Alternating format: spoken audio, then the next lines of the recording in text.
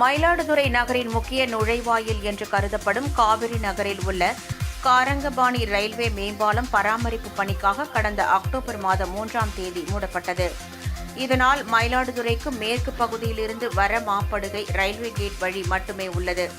இந்நிலையில் கடந்த 2 நாட்களாக டிட்வா புயல் காரணமாக பெய்த கனமழையில் சாலைகள் சேதம் அடைந்துள்ளதால் மாப்படுகை ரயில்வே கேட் பகுதியில் கடும் போக்குவரத்து நெரிசல் ஏற்பட்டுள்ளது.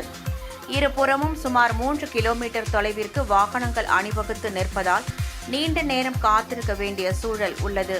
இதனால் மாணவர்கள், மருத்துவ சிகிச்சைக்காக அவசர ஊர்திகளில் செல்வோர், பணிக்கு செல்வோர் என அனைத்து தரப்பினரும் அவதிக்குள்ளாகி வருகின்றனர். இப்பிரச்சினையை பொதுப்பணித்துறை அதிகாரிகள் கவனத்தில் கொண்டு பாலத்தின் மறுசீரமைப்பு பணியினை விரைந்து முடிக்க வேண்டும் என பொதுமக்கள் கோரிக்கை விடுத்துள்ளனர்.